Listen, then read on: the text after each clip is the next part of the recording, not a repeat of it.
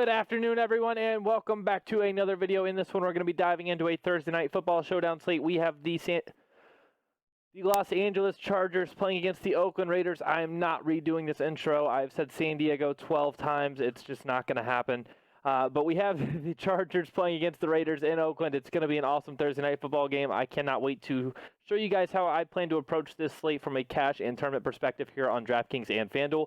If you have not already, please do leave a like on this video. I greatly appreciate your support. It takes 2 seconds just to click that little thumbs up button, probably less than that for some of you tech-savvy folks out there. But we are going to jump into this one pretty quick. If you do have any questions, comments, concerns, please leave them in the comment section below. Whether it is DraftKings, FanDuel, Yahoo, any DFS site or season-long fantasy question, I am happy to give y'all advice when I can.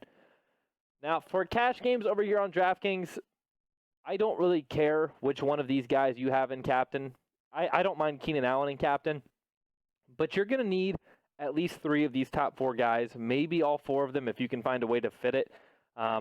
I don't hate Badgley at captain, but it really isn't something I don't really think I'm going to end up doing it because you can't really get up to anybody. So I think I'm going to end up going with either Phillip Rivers or Josh Jacobs in my captain spot over here on DraftKings for cash. If we go Josh Jacobs, Phillip Rivers, Keenan Allen, maybe fade Carr, we're going to be able to get up to Mike Williams easily. Then we could go Badgley, and that'll allow us to get to Renfrow. It's really ugly. There's a pretty big gap for the first time in a while. We have a 2K gap between Renfrow and Eckler, this whole backup QB gap. Haven't seen one like that in quite a while, to be honest. We used to deal with that every single night, just like last season. I don't know if we've really had a big gap like that this season, to be honest with you. But we do have a 2K gap between the third option on that Oakland team behind Terrell Williams and Darren Waller, and then the running backs there for the Chargers. So it's very interesting. I'm looking forward to playing some cash games, actually, because I think it's a pretty good showdown slate to play cash. These 3 guys, like I said, I don't care which one of them you put at captain, but I plan on having probably Josh Jacobs or Phillip Rivers or Keenan Allen at captain. But regardless, it'll probably be Jacobs or Rivers. I'm going to save the bottom 3 for the members over on dfs-squid.com. I'm going to stop plugging my website in the video now. If you have not made a free account where we give out free content to anybody with a free account at least once a week, then you're probably just never going to make one. So the link's in the description below. Go sign up. Now, for tournaments, though, my favorite tournament play tonight is kind of off the wall. Hint, hint. Now, I think Darren Waller is just going to go super low owned at captain tonight. He's been a stud a few weeks this year. He's just gone nuts, 34.6, over 100 yards and 2 touchdowns, as well as a 30-point game where he had 13 catches on 14 targets for 134 yards. One was against Minnesota and one was against Green Bay. That Green Bay game, that Green Bay secondary is no joke. All right, that Green Bay secondary is no joke. I don't care about some teams that have had success and some that haven't, blah, blah, blah. That Green Bay secondary is legit. There's not really an argument there. They are very real. Jair Alexander is probably a Pro Bowler this year. I'd be surprised if he wasn't.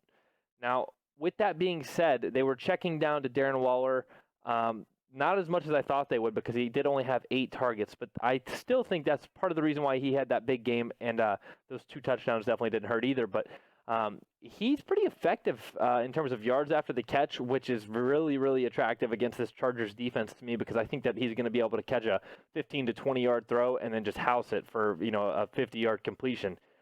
So it's one of those things where I like Darren Waller. I think he fits the script for me tonight too because I think the Chargers are going to be ahead in this game, making them throw it. And I just don't see why, but I don't think Terrell Williams gets it done tonight. I think the Gazelle is going to have a quiet one, hopefully. Because I don't plan on having a lot of Terrell Williams exposure. But if we were to go Darren Waller up here, I think you should play Derek Carr below him. It's one of those nights where I think you should play the correlating quarterback. I don't think you always have to, like some of the other big DFS YouTube channels might tell you to. There's plenty of nights where you don't have to play the correlating quarterback. Don't be fooled by that. But on this one, I do think it's pretty vital. If you play Keenan Allen, Mike Williams, Darren Waller, or Terrell Williams in your captain spot, you should be playing Phillip Rivers or Derek Carr behind them, and Hunter Henry, any of the pass catchers. But if we were to do this is a lineup where I think we could get away with a Josh Jacobs fade because we're basically saying it's going to be Derek Carr in the air game. If the Oakland scores 2 touchdowns and kicks 2 field goals, all of a sudden Darren Waller is the only one that has the Oakland touchdowns. We're looking really, really good. So if we were to go Phillip Rivers, Keenan Allen, I love Keenan Allen tonight, too. He's a PPR monster, and over here on DraftKings with that full PPR, he is very, very attractive at that price tag of $9K. If we, let's see, we have 42.50 average left. We could go Badgley in the Chargers defense. Chargers defense isn't really something I'm looking to take with Waller up here at the top. Derek Carr has actually been very efficient this year, throwing very few interceptions. I think four on the season. So I'm not really looking for him to make any mistakes in terms of like a pick six or anything like that. I think it's going to have to be a fumble, strip sack, or maybe even out of Josh Jacobs' hands maybe. But regardless, I'm okay with playing and leaving some salary on the table. If we were to go Badgley Carlson, I'm okay with that. Leaving $1,100 on the table doesn't really bother me, especially in tournaments. I can't preach it enough. I know it feels weird saying, let me go Badgley and then let me go Zay Jones. All of a sudden, Zay Jones and Darren Waller are the only two people on Oakland with touchdowns. Badgley kicks 3 field goals. Keenan Allen catches 10 balls and has a touchdown, and it's the only touchdown on the Chargers, or he has 2. It doesn't really matter. There's so many different scenarios where this lineup is going to score more points with Zay Jones down here than it would with Dan Carlson. Regardless, I mean, Carlson could kick a 50-yard field goal and a 30-yard field goal. Zay Jones can still finish with more points than that. And leaving $2,100 salary on the table is going to give you a huge edge in those big MME possible tournaments like the main one for $10 where you can enter 150 lineups. Nobody's going to enter a lineup where they're leaving $2,100 on the table. And the people that do are the people that are trying to get an edge on the competition. This is not something I'm telling you to do to donate your money away. This is for somebody that's entering a bunch of lineups. This is not like, hey, let me make this my one, long shot tournament lineup. This is definitely not something designed for single entry tournaments either. If you're leaving $2,100 salary on the table, it can really give you a big advantage and big edge on those big tournaments where there's a lot of entries that you can make, where you can enter them 100, 150 times. But I do want to be clear on that because some people might tell you not to leave salary on the table. Some people might tell you that you should. To be clear, don't do it in single entry tournaments. You don't need to leave $2,100 on the table in a single entry. You could leave up to maybe 1,000 or something like that, but you're not really going to need that monster edge of like, let me take Zay Jones and pray he gets a touchdown. Like when I was talking about Cody Latimer in that Monday night game where it was Giants-Cowboys. Cody Latimer got a touchdown. I don't even think I mentioned him in the video. I think I saved that for the members, actually. But it's like he got a touchdown, and we left so much salary on the table and paid for him at $800, and that gave us a huge edge on the field. So I just want to be clear on that because that's something that's really underrated when y'all are playing these tournaments, and I assume that's why a lot of you watch these videos. So Darren Waller, definitely my favorite captain for tournaments over here on DraftKings. And then on FanDuel, without the full point per reception, Keenan Allen's definitely much less attractive. I don't think Mike Williams is much less attractive at all, though. And I think that he makes a pretty sneaky MVP over here on FanDuel. And again, this is for big multi-entry tournaments. This is not for single entries. This is another one. Mike Williams, if he gets 4 to 6 targets, he can still go for 100 plus and a touchdown, which is really, really sweet at 10.5. I think it makes more sense over here to go with somebody like Phillip Rivers and then just try to differentiate yourself below that. Maybe go Rivers and Melvin Gordon and Mike Williams, no Keenan Allen or something like that. Let's go Darren Waller. And then that leaves us 10.5. We can get Terrell Williams. We could get Hunter Renfrow, Michael Badgley. Let's go Badgley. I don't mind that at all. You're leaving $1,500 on the table. What if we got off of Melvin? Who can we get up to? Josh Jacobs?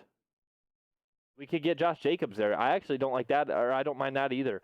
Let's see. If we don't take Mike Williams and we don't take Darren Waller, this might be a pretty sweet cash build, actually. 8K left.